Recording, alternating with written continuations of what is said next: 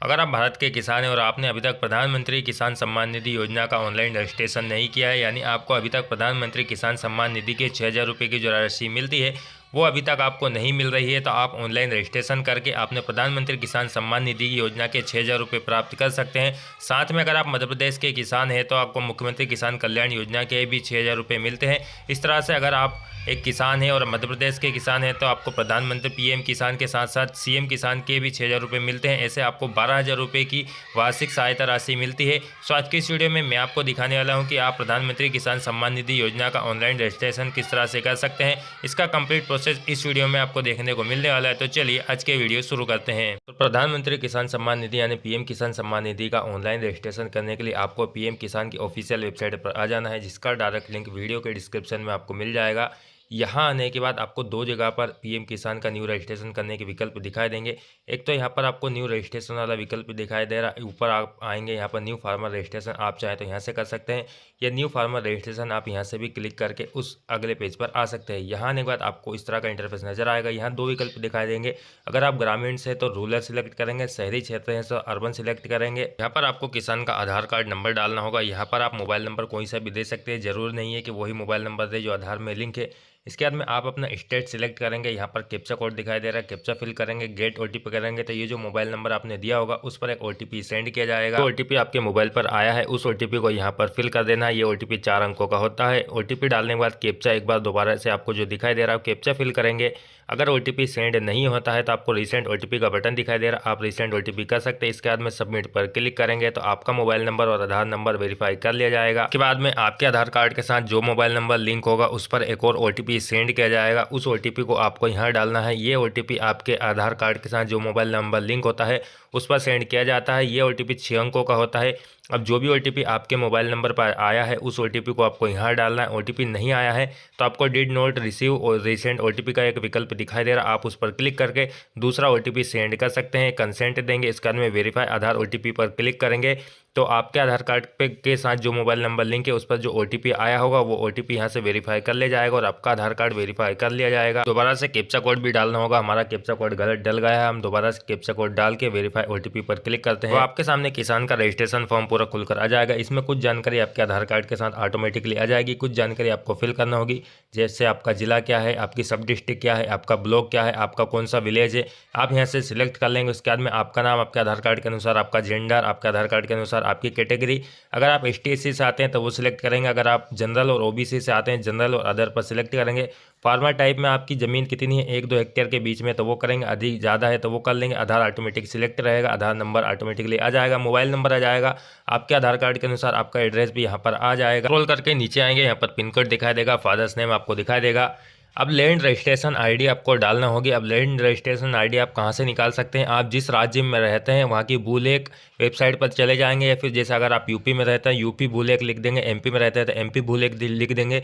जिस भी राज्य में आप रहते हैं वहाँ की भूलेख की जो ऑफिशियल वेबसाइट है वहाँ पर आप चले जाएंगे। अब जैसे हम मध्य प्रदेश का अभी कर रहे हैं तो हम मध्य प्रदेश की भूलेख की जो ऑफिशियल वेबसाइट है उस पर चले जाते हैं। यहाँ पर आप अपना जो जिला है जिला सिलेक्ट करेंगे, तहसील सिलेक्ट करेंगे, आपकी ज़मीन किस गाँव में, वो गाँव का नाम सिलेक्ट करेंगे, खसरा नंबर डालकर आप अपनी भूलेख आईडी, देखिए यहाँ पर लिखा है भूलेख आईडी, ये भूलेख आईडी को आपको यहाँ से कॉपी कर लेना है या फिर नोट कर लेना है।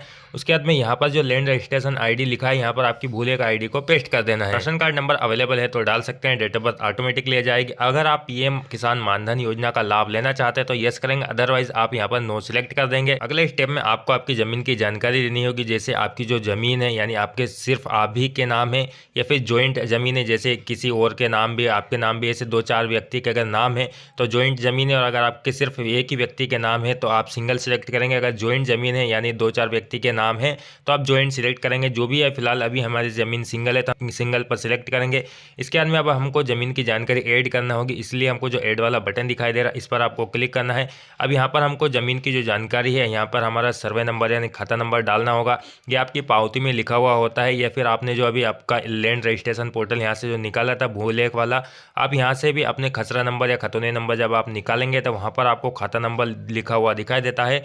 उस खाता नंबर को आप वहाँ से कॉपी करके वहाँ पर पेस्ट कर सकते हैं। अपना खसरा नंबर डालेंगे, कितनी ज़मीन है वो डाल देंगे। इसके बाद में आपके लैंड ट्रांसफ़र डिटेल, आपकी ज़मीन आपके नाम कब की गई है, 1/1/2019 के बाद अगर की गई है तो वो सिलेक्ट करेंगे, अगर उससे पहले की गई है तो वो सिलेक्ट करेंगे। दोनों विकल्प यहाँ पर आपको दिखाई दे रहे हैं। जो भी ज़मीन आपकी पहले यानी 1 फरवरी 2019 से पहले अगर आपके नाम है तो आप पहले वाला सिलेक्ट करेंगे। 1 फरवरी 2019 के बाद अगर ज़मीन आपके नाम की गई है तो आप दूसरा वाला विकल्प सिलेक्ट करेंगे।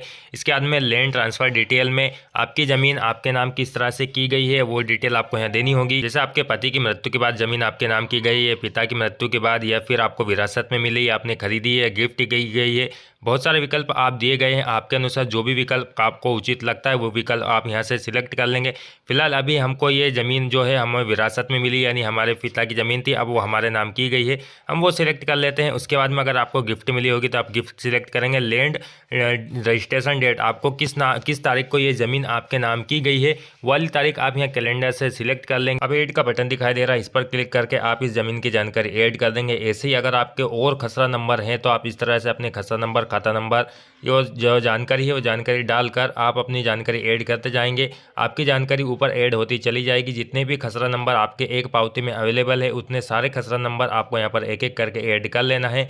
ऐड कर लेने के बाद इसके बाद में आपका पट्टा नंबर अगर कुछ है तो आप डाल देंगे, अदरवाइज आप यहाँ पर नो करेंगे। अब यहाँ पर आपको अपलोड सपोर्टिंग डॉक्यूमेंट अपलोड करना होगा, वो भी 200 KB से कम में और PDF फाइल में होना चाहिए। आपको यहाँ से चूज फाइल पर क्लिक करके फाइल अपलोड कर सकते हैं। फाइल में आपको 2-3 तरह की, जैसे आपका खसरा नंबर, पावती और इस तरह से 3-4 डॉक्यूमेंट आपको सिलेक्ट करके एक PDF फाइल बना लेनी है और उस PDF फाइल को 200 KB से कम में करके आपको यहाँ पर अपलोड करना होगा।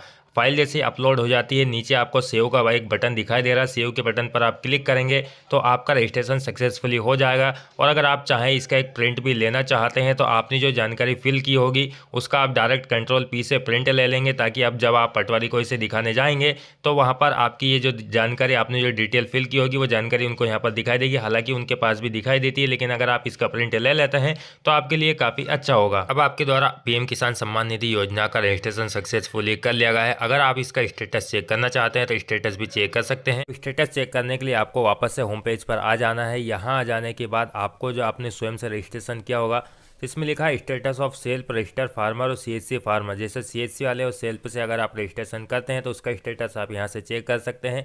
इस पर आपको क्लिक करना है। अब आपने जिस किसान का रजिस्ट्रेशन किया है उस किसान का आधार कार्ड नंबर आपको यहाँ डालना है। कैप्चा ये जो दिखाई दे रहा है कैप्चा यहाँ डालेंगे। कैप्चा समझ में नहीं आता था आप रिफ्रेश बटन पर क्लिक करेंगे, कैप्चा आपके सामने दूसरा आ जाएगा।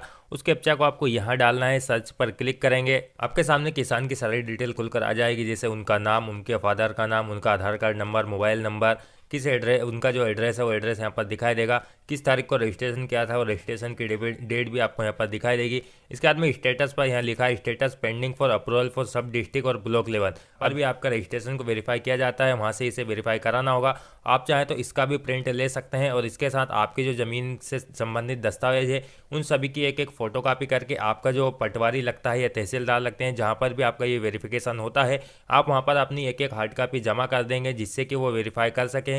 वेरीफाई हो जाने के बाद आप यहाँ से दोबारा से चेक करेंगे तो आपका रजिस्ट्रेशन यहाँ पर वेरीफाई बताया जाएगा और आपकी जो 6-6 हज़ार रुपये की जो सालाना किस्त मिलती है वो 6 हज़ार रुपये भी मिलेंगे। इसके साथ अगर आप मध्य प्रदेश के किसान हैं तो आपको CM किसान कल्याण योजना का भी लाभ दिया जाता है।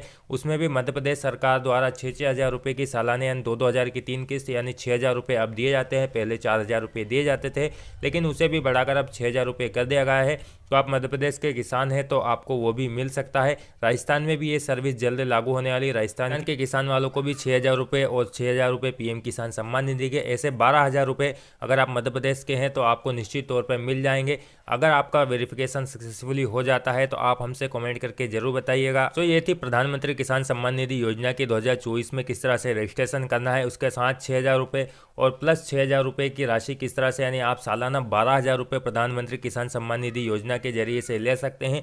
आशा करते हैं आपको ये वीडियो काफ़ी पसंद आया होगा। वीडियो पसंद आया तो वीडियो को लाइक कीजिए। अगर आपके मन में कुछ सवाल है तो आप हमसे कमेंट करके भी पूछ सकते हैं। इस वीडियो को तमाम उन किसान साथियों के साथ शेयर कीजिए जिनको अभी तक प्रधानमंत्री किसान सम्मान निधि योजना का लाभ नहीं मिल रहा है।